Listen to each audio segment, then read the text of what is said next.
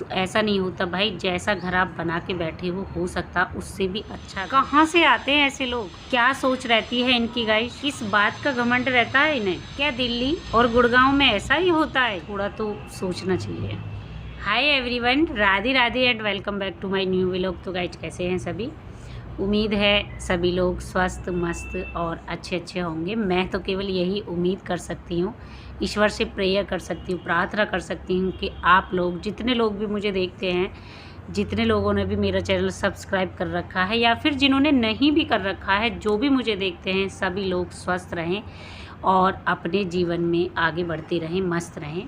तो गाइज आज का जो मेरा व्लॉग है, ये कोई मेरा डेली रूटीन या फिर मेरा घूमने का या किसी मंदिर का नहीं है। आज का मेरा जो व्लॉग है, थोड़ी सी अपनी फीलिंग्स, थोड़ा सा शिकायत भरा है।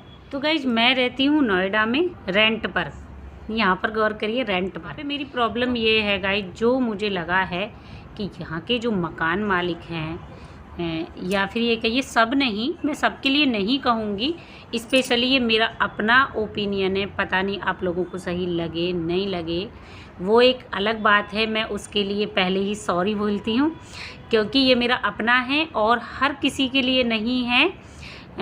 जो लोग ऐसा करते हैं या जिन लोगों ने हमारे साथ ऐसा करा है, केवल उन्हीं के लिए है। कहते नहीं है कि जो पांचों उंगली हैं वो बराबर नहीं होती। तो ऐसा ये कि नोएडा में जितने लोग भी मकान मालिक हैं, वो सब एक से नहीं होते, या जितने यहाँ पर रेंट पर रहते हैं, किराएदार हैं, उन सभी के साथ ऐसा नहीं होता।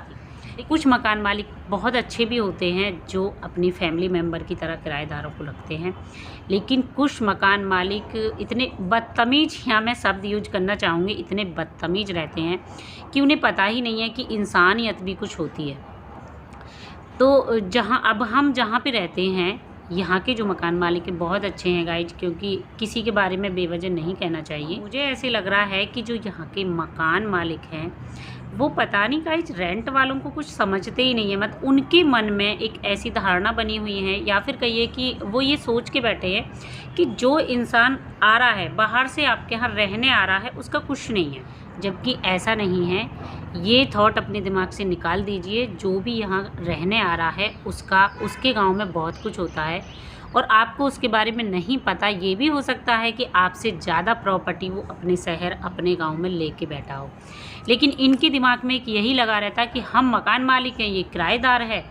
ऐसा ही उनका जो बिहेवियर है, उनका जो व्यवहार है, वो बिल्कुल भी अच्छा नहीं रहता। जो भी लोग यहाँ रेंट पर रहने आते हैं, दिल्ली, नोएडा, गाज़ियाबाद, जो भी दिल्ली एनसीआर में जितना भी क्षेत्र है, अधिकतर यहाँ पे काफ़ी लोग रेंट पर रहते हैं। तो जो लोग भी यहाँ पे रेंट पर रहने आते हैं, इसका मतलब ये नहीं है कि उनके कुछ नहीं है, क्योंकि उनका एक गांव है, गांव में एक घर है, गांव में ज़मीन है, और हो सकता है कि वो एक छोटे से कस्बे या छोटे से शहर से बड़े शहर में रहने आए हो, तो उस छोटे शहर में उनका एक छोटा सा मकान हो, छोटा सा भी ना हो, बड़ा सा भी मकान हो सकता है। तो ऐसा नहीं है कि जो यहाँ रहने आते हैं, मैं स्पेशल नोएडा की बात कर रही हूँ, फ़िलहाल मैं अभी नोएडा में रह रही हूँ, लेकिन मैंने जो सुना है दिल्ली नोएडा में अक्सर ऐसा ही होता है किराएदारों के साथ। तो मेन प्रॉब्लम ये है गाइज कि हमें जो दिक्कत लगी, जो हमारा मकान मालिक था, उन्होंने हमसे 15 दिन का बिजली का बिल एक्स्ट्रा लिया। यानी हम 1 तारीख को आए, तो उनका जो बिल आता है वो आता 15 तारीख को। तो उन्होंने लास्ट 15 यानी पिछली 15 से ही हमारा बिल लिया। तो हमें बड़ा अजीब लगा। हमने बोला भी, समझाया भी, कोशिश भी करी, लेकिन बोलते हैं कि अगर हमारा 15 से ही आता है तो हम 15 से ही लेंगे। मुझे बहुत बुरा लगा। मैंने कहा भी, बात पैसों की नहीं है। जो उन्होंने 15 दिन का हमसे बिजली का रेंट एक्स्ट्रा लिया था गाइज, वो मात्र 2000 था। तो बात 2000 की भी नहीं है, बात है उनके बिहेवियर की, उनके व्यवहार की। आप ये हमसे 2000 रुपये एक्स्ट्रा लेके कै दिन खा लोगे, कितने दिन? तो बहुत बुरा लगा। मैंने ये कहा भी कि भैया बात मतलब 2000 की नहीं है, लेकिन जो आप कह रहे हैं ये गलत है। आपको ये तो पता है गाइज कि यहाँ पे जब हम रेंट पे किसी का मकान जब हम रेंट पे लेते हैं, तो उसका एडवांस और मकान की सिक्योरिटी, 1 महीने का किराया वो सिक्योरिटी के रूप में यहाँ पे जमा कराते हैं। तो उनके पास हमारा लगभग 1 महीने का किराया पूरा जमा रहता है। अब जब वो पैसा हमें रिटर्न करेंगे, यानी जब हम मकान खाली करके जाएंगे, जब वो पैसा हमें रिटर्न करेंगे, तो वो अपनी मर्जी से हमें पैसा रिटर्न करेंगे। यानी जितना रेंट उन्हें काटना होगा किसी भी तरीके से काट ले, वो काटेंगे। जैसे घर में वो 17 कमी बता देंगे, आपने ये कर दिया, आप पास जो सिक्योरिटी थी वो जमा थी और वो उसमें से ही काट के हमें पैसा रिटर्न करते। तो अब ऐसा तो नहीं है कि उनसे लड़ो मरो जाके, हमें ये आदत नहीं है। इन लोगों को लगता है कि किराएदारों से जितना पैसा ऐंठ सकते हैं, जितना पैसा खींच सकते हैं वो ले लें, और यहाँ पे करते भी हैं। छोटे छोटे कमरे हैं गाइज, बहुत रेंट है, लेकिन फिर भी हम सोचते हैं चलो इनका ये इस तरह चल रहा है तो इसी तरह होगा। और वैसे भी अगर मकान आपका है तो आपको सबसे पहले जब कोई लेता है तो उसी अपनी शर्तें, अपने रूल्स जब भी बता देने चाहिए। बाद में जब किराएदार शिफ्ट कर लेता है उसके बाद नई नई बातें बताते हैं। कुछ मकान मालिक पता क्या करते हैं, डेली आकर घर को चेक करेंगे, गंदा तो नहीं कर दिया, कुछ ख़राब तो नहीं कर दिया।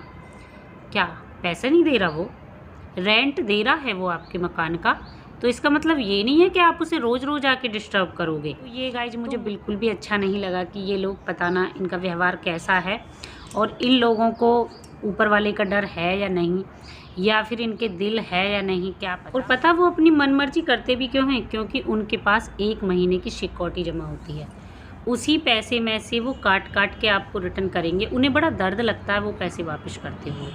अगर इनका बस चले तो वो सारी सिक्योरिटी अपने पास ही रख ले, नहीं लौटाएं, क्योंकि आधा तो वो वैसे काट लेते हैं कि आपने ये ख़राब कर दिया, आपने वो ख़राब कर दिया, आपने घर को ऐसा कर दिया। तो ऐसा नहीं होता भाई, जैसा घर आप बना के बैठे हो सकता उससे भी अच्छा घर बंदा अपने गांव में या अपने शहर में बना के बैठा हो। और किसी को अच्छा नहीं लगता रेंट पर रहना, सब अपने मकान में रहना चाहते हैं, अपनी मजबूरी रहती है गाइज। कितने लोग तो यहाँ पे जॉब करते हैं तो रेंट पर रहते हैं, कितने लोग यहाँ पे पढ़ते हैं तो रेंट पर रहते हैं, और कितने लोग यहाँ पे पढ़ाते हैं अपने बच्चों को तो रेंट पर रहते हैं। तो यहाँ पे कोई उनका शौक़ नहीं है रेंट पे रहने का, उनकी मजबूरी है। उनकी मजबूरी का इतना भी फ़ायदा मत उठाइए कि आपको किसी की बद्दुआ लगे।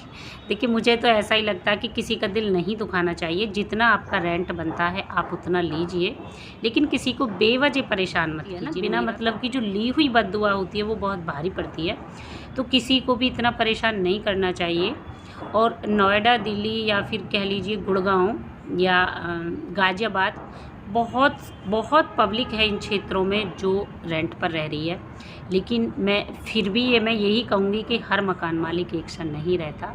बहुत से मकान मालिक अच्छे भी रहते हैं, लेकिन कुछ चंद मकान मालिकों की वजह से मुझे आज ये वीडियो बनानी पड़ रही है, क्योंकि मेरे साथ बीती है तो मुझे बहुत बुरा लगा है। और ऐसे चंद मकान मालिकों की वजह से बेचारे वो अच्छे मकान मालिक भी बदनाम होते हैं जो अपने किराएदार को अपनी फैमिली मेम्बर की तरह रखते हैं। तो गाइज मेरे कहने का मतलब ये है कि आप, बहुत सारे लोग रेंट पर रहते हैं, तो जितने भी मेरे भाई बहन, जितने भी मेरे दोस्त रेंट पर रहते हैं, सभी से ये कि जब भी आप मकान बदलो, मकान मालिक से पूरी सारी चीज़ें पहले ही क्लियर कर लो, ताकि वो आपको बाद में परेशान ना करे।